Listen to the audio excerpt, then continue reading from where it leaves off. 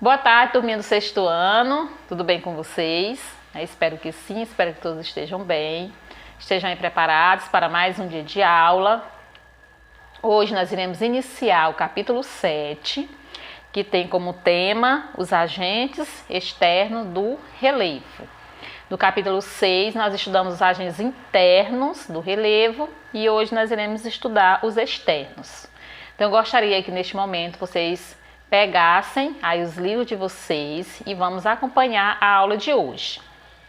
Iremos estudar as páginas 169 a 178. Então vamos lá, pegue aí seus livros e vamos acompanhar a aula de hoje. Nesse capítulo 7, vocês coloquem aí na página 169, temos aí a imagem de abertura, onde está mostrando aí várias rochas. E como diz aqui, no capítulo, que nós estudaremos como os agentes externos ou transformadores do relevo, atuando isoladamente ou em conjunto e dependendo do ambiente climático, encarregam-se de uma tripla tarefa. Quais são essas tarefas? Primeiro, a quebra e o desgaste e transporte de sedimentos e, finalmente, a deposição dos sedimentos e a construção de novas formas de relevo. Então, a gente viu no capítulo passado que os agentes internos, eles são o que provoca o surgimento do relevo, ou seja, das diferentes formas da Terra. E já os agentes externos, eles modelam esses relevos, Então, você já ouviu falar em um ditado popular que diz: água mole, pedra dura, tanto bate até que fura? Pois é, então os agentes externos, eles têm essa missão, de esculpir as rochas, de transformá-las, essas rochas. Então, vocês, coloquei aí na página 170 e iremos iniciar aqui o cenário 1, que diz intemperismo ou meteorização. O que é intemperismo? Então, o intemperismo, ou meteorização, é o que? É o processo natural de decomposição ou desintegração de rochas e solo e seus minerais, constituído por ação dos efeitos químicos, físicos e biológicos, que resultam da sua exposição aos agentes externos. Então, nós podemos perceber aí que o intemperismo, ele é um agente externo, modelador do relevo. Então, vamos iniciar aqui o processo de desgaste das rochas. Como é que acontece esse processo? Como é que uma rocha ela é desgastada? Então, vamos lá. Então, genericamente, denominamos de intemperismo o conjunto de procedimentos físicos ou mecânicos, químicos e biológicos, pelos quais as rochas são desagregadas ou decompostas. Ou seja, intemperismo é o conjunto que provoca alteração nas rochas. Então, intemperismo é isso. É o processo que provoca alteração nas rochas.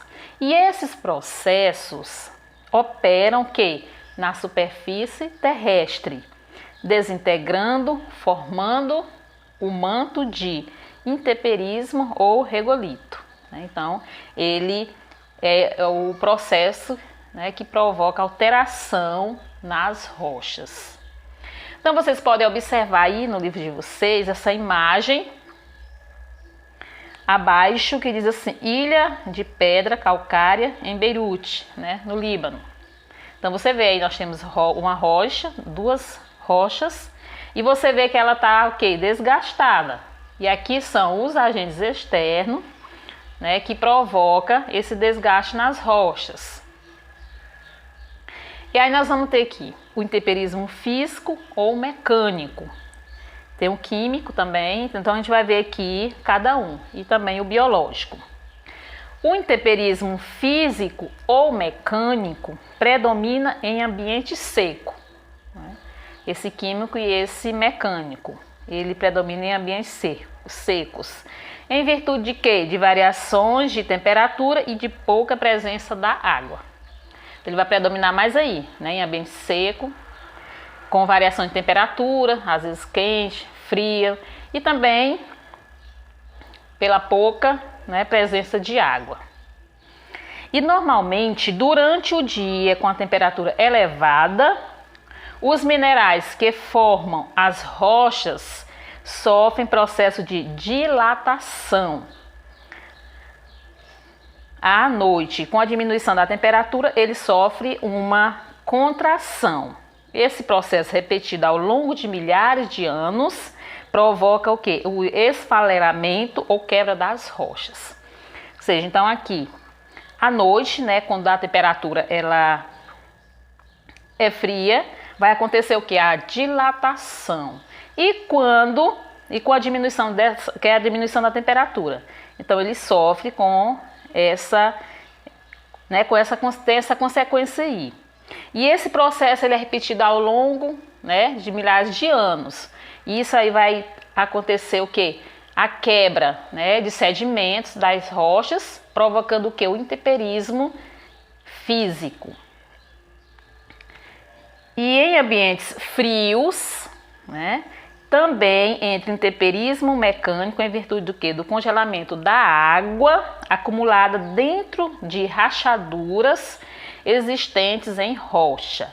O processo ele é explicado pela dilatação da água ao congelar, como mostra a figura abaixo. Então, gostaria que vocês observassem essa imagem aí do livro de vocês. Aqui nós temos a água líquida, o gelo e a fragmentação da rocha. Então, você pode observar aqui, nós temos uma rocha e aqui temos o que? Água líquida, que é essa partezinha azul. Já nessa segunda aqui, essa água ela foi congelada. Então você vê, né, aqui que o congelamento dela. E aqui, devido a esse congelamento, aconteceu o que? A fragmentação da rocha. A rocha ela se desprendeu. Então isso aqui é o que? O intemperismo físico, que é provocado, né, que é um dos agentes externos do relevo. Então, devido ao congelamento, terminou acontecendo uma fragmentação das rochas. Então, essas imagens aqui, ela explica bem esse processo. Aqui temos exemplo de intemperismo físico causado pelo congelamento da água. Então, o gelo também ele é um agente externo do relevo. Já o intemperismo químico, aqui a gente viu o intemperismo físico, que geralmente é provocado pela água. E o intemperismo químico é o mais comum em ambientes quentes e úmidos. E ele está ligado principalmente à água da chuva, de rios, de lagos e oceanos, que acarreta decomposição ou alteração dos minerais e das rochas, transformando-os em minúsculos fragmentos, comprometendo a sua composição química. Então a água da chuva, né, ela termina provocando esse desgaste nas rochas, então ela desprende fragmento das rochas e assim vai levando, né, para outro lugar. E aí isso vai terminar comprometendo o que? A composição química, ou seja, os minerais, né, que faz parte ali daquela rocha. Por outro lado, o intemperismo biológico diz respeito à ação de organismos vivos, como vegetais, animais, inclusive os seres humanos, sobre as rochas. Então essa imagem aí, né, da página 71, ela mostra claramente aí a ação dos organismos no solo, né? Eles têm essa missão, né? Eles agem no solo.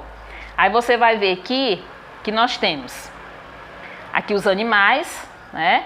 Os organismos no solo. Aí tem o orelha de pau, a lesma, a larva, fungos, minhoca, formigas. Então elas atuam nesse processo aí, né, do solo. Eles ajudam principalmente na fertilização do solo, que provoca alteração no solo. E no caso dos vegetais, é muito comum em áreas rochosas semente ser depositada, né, por animais migratórios, como as aves, né, em algumas rachaduras, que termina jogando essas sementes entre as rochas. E aí o que acontece? Germina as sementes, favorece o quê? A ampliação da rachadura no seu processo de crescimento. E assim permitindo infiltração do quê? Da água, nessas rachaduras, né, que há entre as rochas. E esse tipo de intemperismo aí, né, o biológico, podem ocorrer de forma simultaneamente ou isolada, variando a intensidade da atuação de um ou de outro, né? Então isso aí vai depender, pode acontecer de forma isolada também.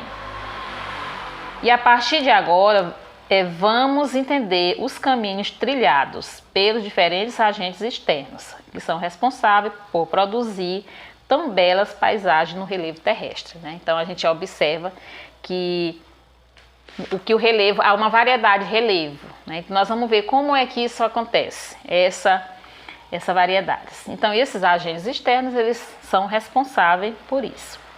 Aqui no cenário 2, temos aqui a ação dos ventos ou eólica. Aqui vai mostrar um pouco o relato, né, mitológico do poder do vento. Aqui fala um pouco, como ele diz como foi que o vento surgiu. Então vocês acompanhem aí na página 172.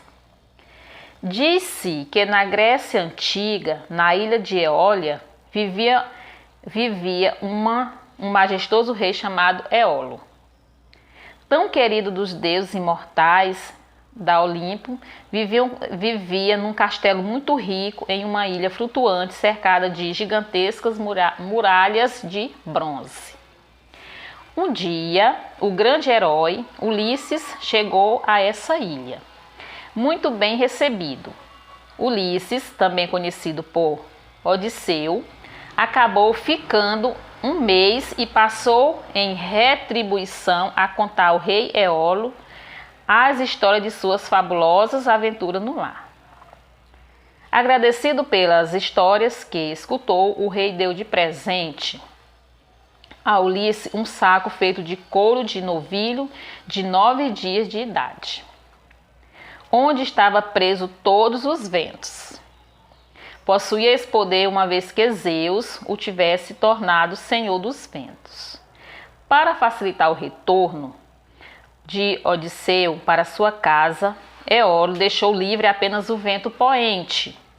Porém, já a caminho de casa, em meio do mar, os marinheiros do navio de Ulisses, tomados de cobiça, pois achava que dentro do saco estavam riquezas como ouro e prata, arrebataram-lhe o saco e abriram, libertando todos os ventos, que agitados afastaram o navio da rota de retorno de Odisseu à ilha de Ítaca, onde morava, e o fez retornar para Eólia.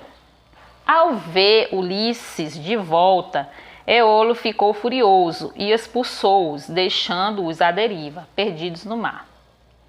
E deixou livre para sempre os ventos, para que este atuasse sobre a terra como bem quisesse, independentemente da vontade dos mortais.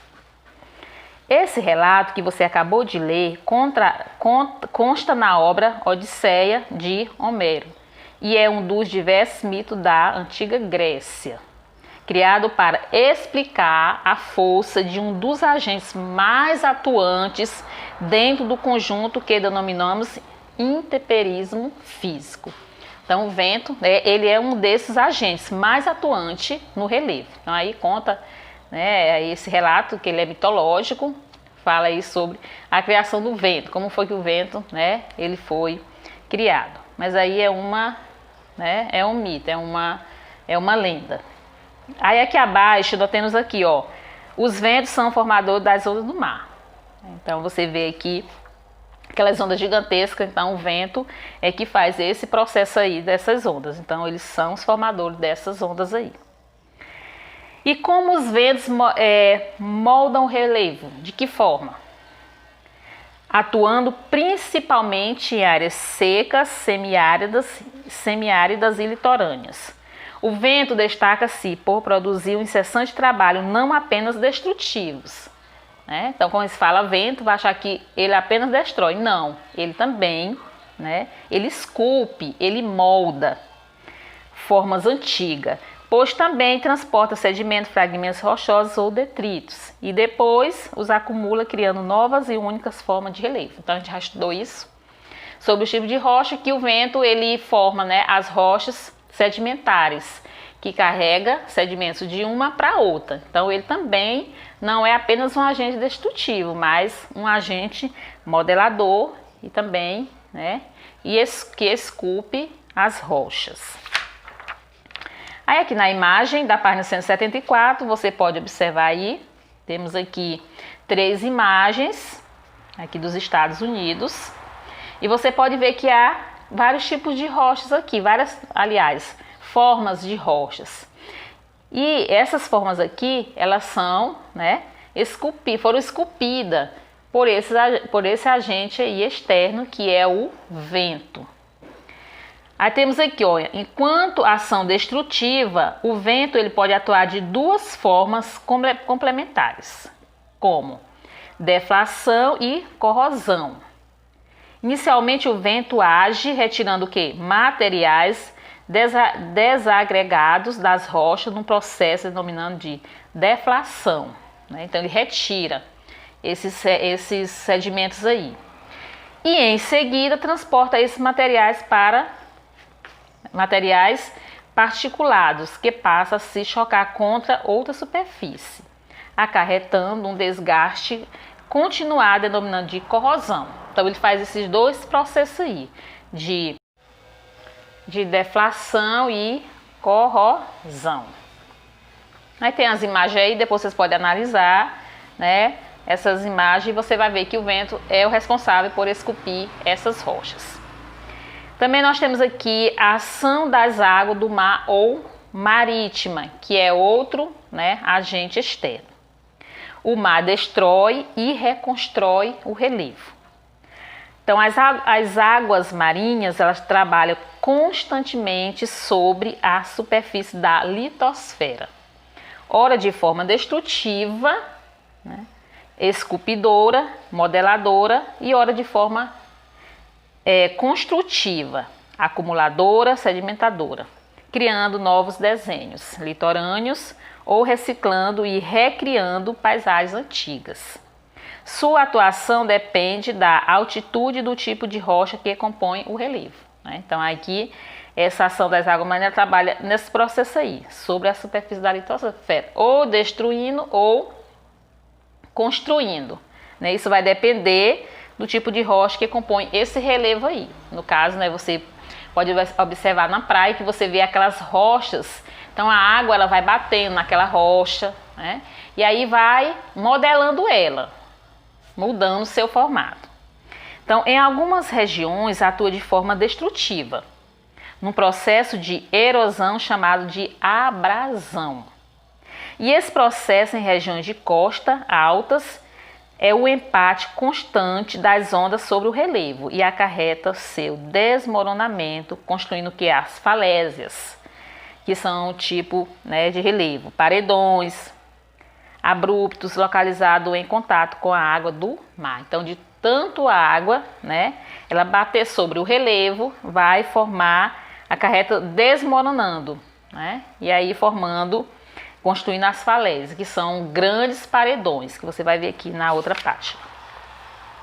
Aí nós temos aí a imagem da falésia, né, que fica aqui na Irlanda. Então esses paredões, só observar no livro de vocês, esses paredões, né, que são chamados de falésias. E que provoca isso aqui? A água, né, do mar. Já nas regiões litorâneas, ou seja, nas praias de modesta altitude, a ação erosiva do mar cria entalhamento ao longo da linha da costa, dando surgimento a golfos, baías, né, enseadas, que são recortes do litoral. Então, a água ela faz isso, fazendo o que? Esses recortes aí no relevo. E após a ação destrutiva das ondas pela ação de outros fatores, como as correntes oceânicas e os organismos vivos, o mar pode realizar um trabalho de acumulação e posterior sedimentação nas áreas litorâneas. Então ele vai também fazer esse trabalho de acumulação, né, de sedimentos. Então você também pode observar aqui na imagem, nós temos aqui a Baía de Guanabara, que fica no Rio de Janeiro, e tem o Cabo de São Lucas, no México. Então essas imagens aqui, né, como mostra, é a água do mar que provoca, formando aí essas formas de relevo. Aí temos aí as praias, você vai ver a definição que são praias, e os tômbolos, né, e as restingas também, que faz parte desse processo aí. Aí tem a ação do gelo ou glacial. O gelo também é outro transformador do relevo. As transformações do relevo pelas geleiras. Página 177. Em regiões frias, polares, semipolares e até temperada, a água congela durante grande parte do ano. E as precipitações, ou seja, as chuvas, em forma de neve, formam gigantescos blocos de gelo, chamado de quê? De geleiras. Isso por causa da temperatura. É muito frio, chegando a congelar. E na natureza, as geleiras elas podem ser diferenciadas dependendo da região onde são formadas. Algumas cobrem vastas extensões das áreas glaciais, que são denominadas ilhantes ou costeira, né? E também tem as geleiras de montanhas alpinas. E a ação dessas geleiras, elas produzem o quê? Inicialmente uma espécie de lixamento sobre a superfície terrestre e posteriormente transporte de detritos. Então ela faz o mesmo processo, né? Ela pode transportar detritos para outro lugar, outra região. E a erosão ela provocada pelo gelo, chama de glacial, e pode desenvolver formas de relevo diferentes, dependendo do tipo de geleira. Então você vai ter esses dois tipos aí, né, de geleiras. Aqui na página 178 temos aqui mostrando também aqui, no caso aqui, as geleiras continentais, ao atuar em litorais de costas altas, onde existem antigos vales, né, gera o que? Erosão, que acarreta na construção de fiordes. E fiordes são aquelas aberturas, né, entre duas rochas. E temos aqui abaixo, nessas imagens aqui, Pico do Inferno, na Espanha, vista, né, de montanhas, Alpes na Suíça e região glacial na Nova Zelândia. Então, esses tipos de relevo aqui, onde vocês estão observando aqui são o gelo eterno, nas altas altitudes. Então, aqui o gelo, ele também é um agente externo do relevo. Então, ele também modela o relevo, assim como o vento, né, a água, a chuva, o sol também, devido à temperatura, termina provocando, né, o desgaste, né, do relevo. Então, para encerrar, vocês irão fazer a atividade da página 179. É somente essa página. Então, façam, depois estejam enviando para mim. Essa foi nossa aula de hoje. Fiquem todos com Deus e até a nossa próxima aula.